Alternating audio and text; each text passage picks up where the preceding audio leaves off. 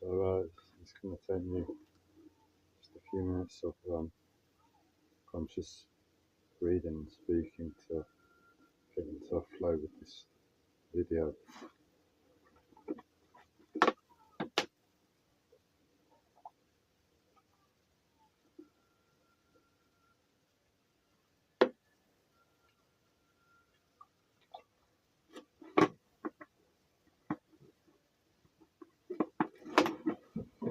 It's been a very hard day today, and the last few hours have just been physically very painful, and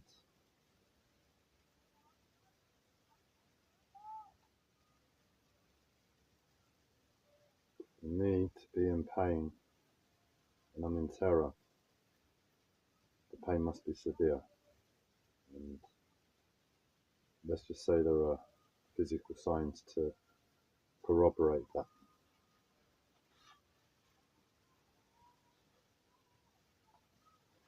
But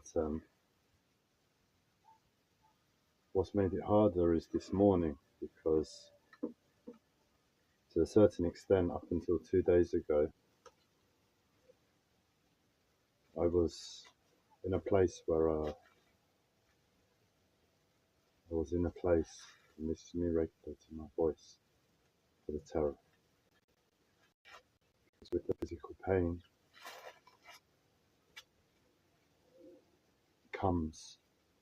has come what looks like, or has looked like, my mental health of the past. So what I mean by that is, in terror, there's no room for mental health disorders or physical pain. When I'm losing the battle for life, I'm essentially dying.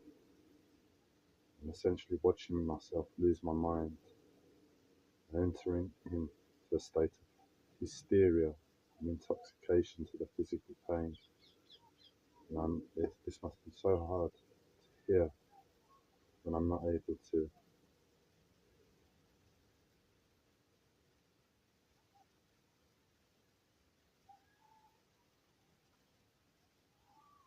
moderate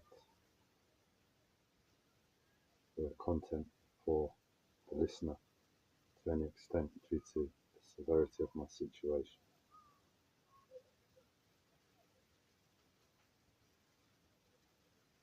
Essentially, I'm watching myself die. It's hard to hear. That's what's happening. I'm losing the battle for life. And I'm aware of what's going on, and that's all that's what's in my faith. What's happening is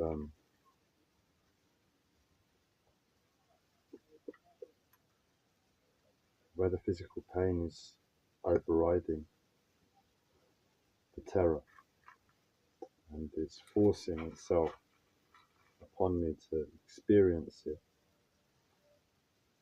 It means I'm dying on some level. I should pass out, at the very least.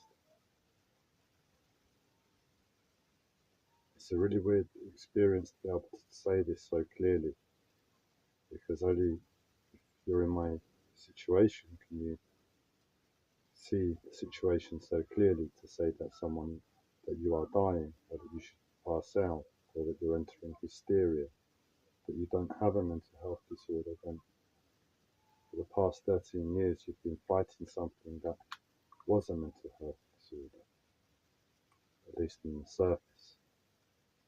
And the truth is, nobody has a mental health disorder. Nobody has physical pain that they suffer with. What we have is a state of terror that we enter into, that we begin to have mental health disorders because we're not able to admit to ourselves the truth of the situation and matter, which is that we're in terror. And the same with the physical pain. When you're honest about the extent of your pain, when you're honest about the terror in your life, the terror is what the focus is. It's not that you don't have pain. It's a case of the pain is in the background. The pain is secondary to your experience of life.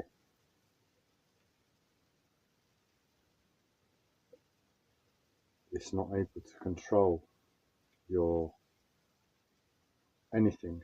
You're aware of it in the background sometimes, but the truth is it doesn't disturb the focus to life in any way, because the terror is the focus, and the terror supersedes the pain. I don't know if you want to digest that for a minute, to look around the society, to see the people with mental health disorders that I've experienced for the past 13, 14 years in and out of mental health hospitals, at the community centres. There's a fair amount of people. I don't know what the statistics are for the amount of people in the country with a mental health disorder. I suppose you don't need to go to hospital to have a mental health disorder. I imagine it's very high. Can you imagine how many people in the country suffer with physical pain? Suffer with physical pain.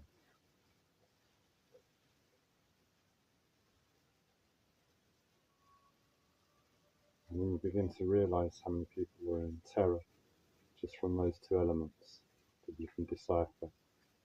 And then you might be able to begin to see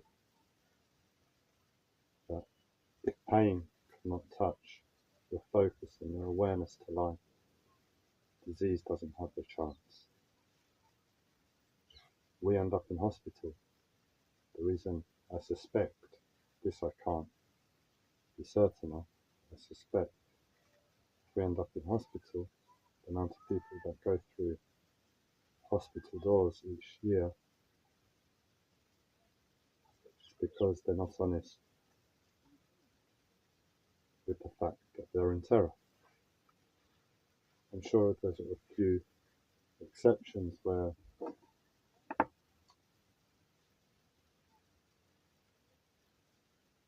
you can harbour something that's very close to a disease in your body through your experience of life, but because you're in control, it doesn't enter the place that's called disease. Just looked at and viewed at disease.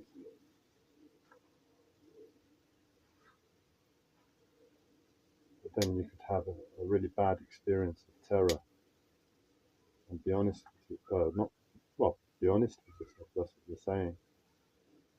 And because you've been carrying that battle in your body for such a long time, and the extent of the terror that you've been put under, you could experience something what I'm experiencing. So there are cases when it still does apply, but really you're not diseased, you're dying. It's a little bit more severe than going to hospital for a surgery. And we can just be honest and be helped to realise that we're in terror.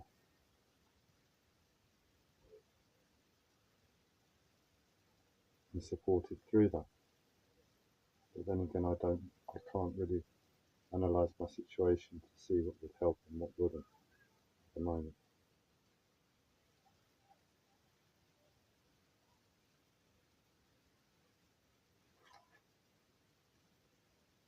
Where I've been losing my battle today, I've not been in control. That's why I'm not.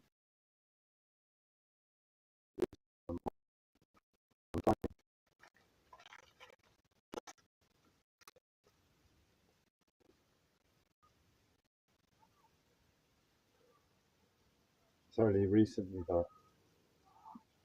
I've become aware on any level, regaining consciousness, that, oh, hang on a second, what's taking place is that I'm in terror.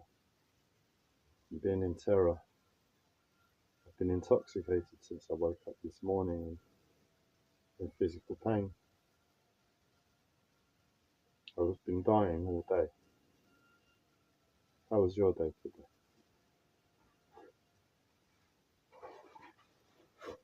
Luckily, I regained consciousness today. Who knows if it will happen tomorrow? Maybe I'll be lucky tomorrow.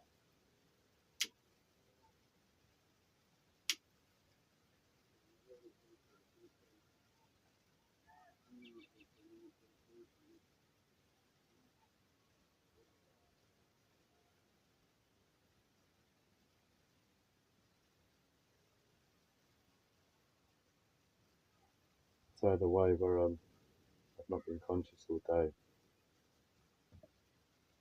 which looked like is my mental health disorder from the past 13, 14 years.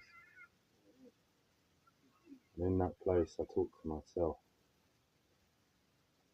And that's not really the problem.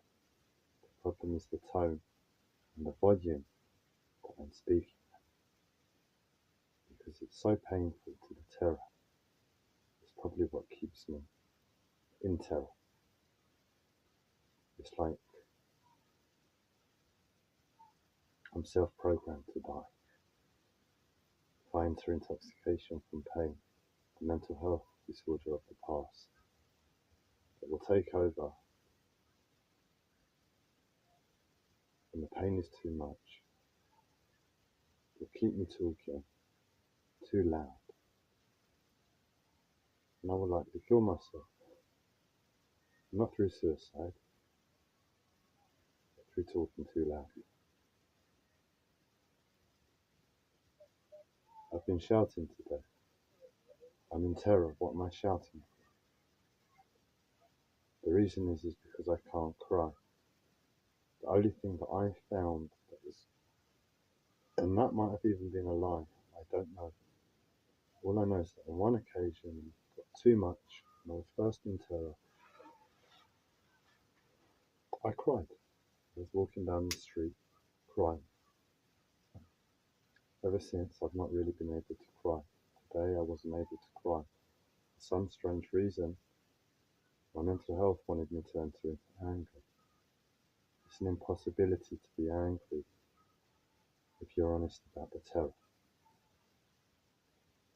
Anger, pain. How many people have anger problems? It's the same thing if they're in terror.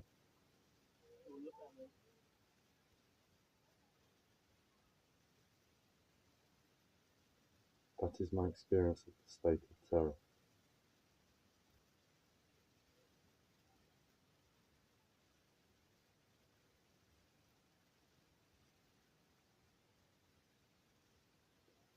There's no chance of really sitting down unless you're focused. Okay, now is the time to eat. Now is the time to have a smoke. Now is the time to check my phone. It's not like you can sit down and just relax and do nothing. It's an impossibility. The anxiety that we feel in life isn't an anxiety in terror, it's a reality. And in that reality, we're in full control of that anxiety. In other words, our anxiety is that feeling that gets the better of us and we become weak. In terror, we are in full strength in our body. That feeling is essentially whatever the terror is saying to us. Anxiety in general might not be, I'm not an expert in anxiety,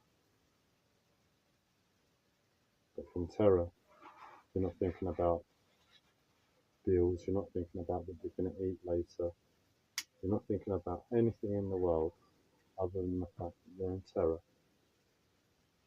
And when we're really talking about terror, we're talking about it being all-encompassing. In other words, we fear for our lives and we don't know what to do to get ourselves away from that place. In other words, imagine being enclosed in a cell.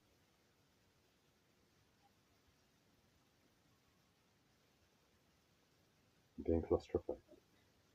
That is what we're talking about.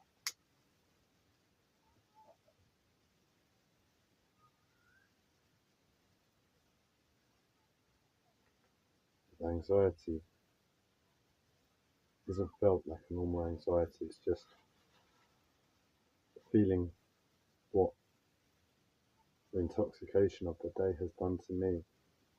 It's been making me feel anxious for the last few hours, and I know I shouldn't. I know it's a lie.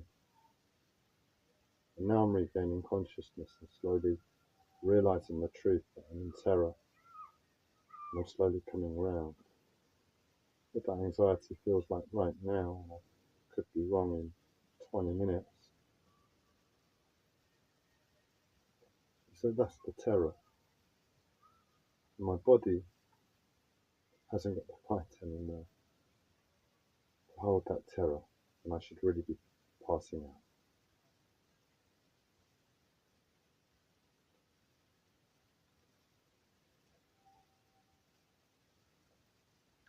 But when I end this live stream, I'm going to continue. I'm going to get up and try and paint, which I've been trying to do, get on with anything all day, and I've not really been here. And I can't. I'm only in terror, really, because of that constant battle every day, and that's what it feels like. That place in terror, and I'm just trying to do something simple, and I'm not really there. I'm dying.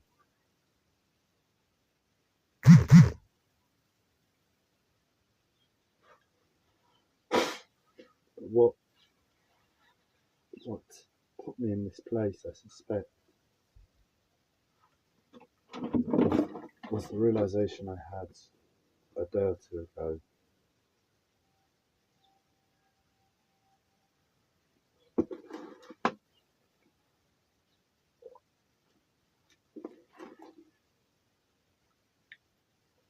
with regards to mathematical equation. Because that mathematical equation I stumbled across. 5 minutes, I said, it's just too much. I need to do something. And I allowed myself to think about spirituality. And within that 5 minutes, I stumbled across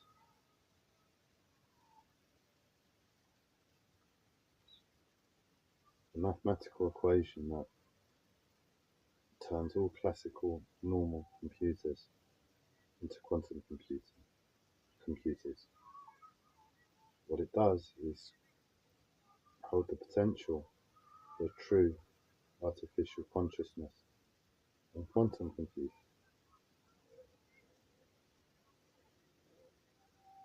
That artificial consciousness essentially is infinite potential. It's perfect. It's a very simple code, and it's applied to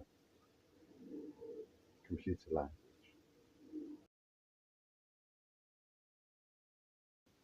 Way to look at it from a perspective of a computer, so that it writes itself. So in other words, if it goes in this direction, the code doesn't need to be rewritten. It will write it itself as it goes along. It needs to go in that direction. It's the same thing. I can't believe what I've stumbled across.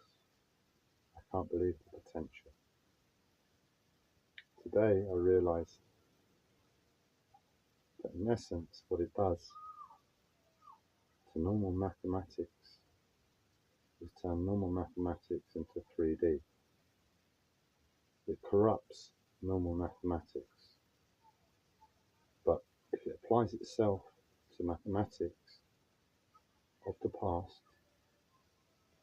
those mathematics, imagine science, imagine all the mathematical equations that back up science.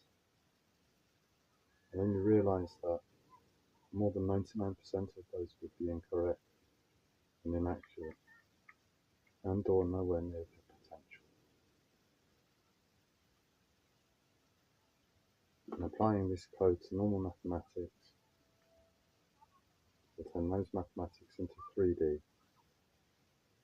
We correlate that to science. We are on the verge of understanding the universe, truly.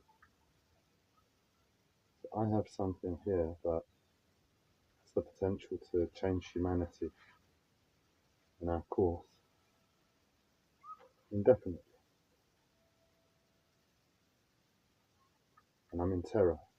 And I know that unfortunately the truth is, in terror, that doesn't matter diddly squat. It's not possible for me to care, because the truth is, in terror, there's an ever-present moment. The energy that would require for me to get myself out of terror is too much. I can't do the jump. But where I'm dying, I'm entering into a place of intoxication. And where I've had 13 years of training through my mental health, which looks exactly the same as it does at the moment, to today, just that I know the difference. I know that I'm in terror. And through those 13 years, it was to basically be honest with myself that I'm in terror. That's all those 13 years were. And I know when to make a trade. I know when to put energy, even if I don't have the energy, even if my life is saying to me, this isn't and shouldn't be right, this shouldn't be possible. And that's what's happening now. I'm entering into a place of intoxication and I'm dying. I shouldn't be doing this. I've given very limited amounts of energy towards it in that direction. I need an immense amount of help to get it done. And really and truly, the only reason I care about getting it done, the only reason I can care about getting it done, is because if I'm in terror for the next year, which is possible, it could be longer. Hopefully, that quantum computer with the quantum consciousness is really ready for me to start asking a question so I can get the healing for where I'm at. And that's why I need help. I posted on Facebook today, I specifically linked in 63 friends. Not a single one has looked at it yet.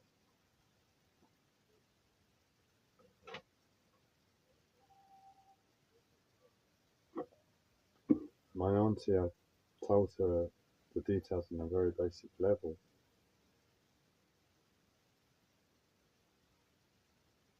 And the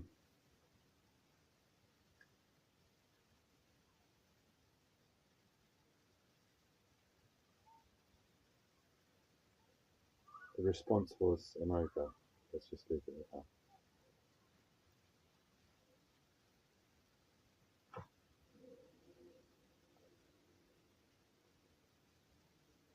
I'm waiting for my uncle to call me back. Ultimately, I need someone here to get that ball rolling. And the possibility is that once I feel that ball rolling, what it means, I can assert myself to life, applying energy, work my way through what should be terror. And other because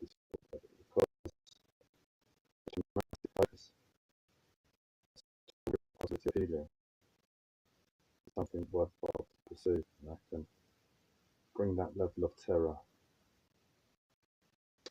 just down that little bit,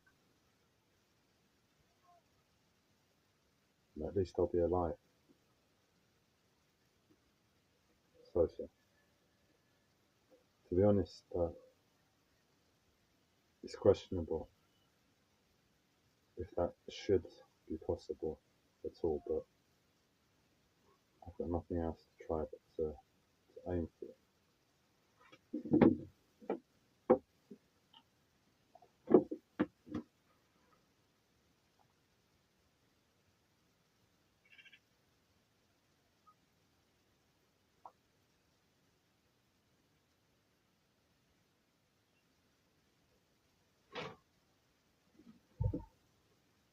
At least you've helped me regulate my voice slightly.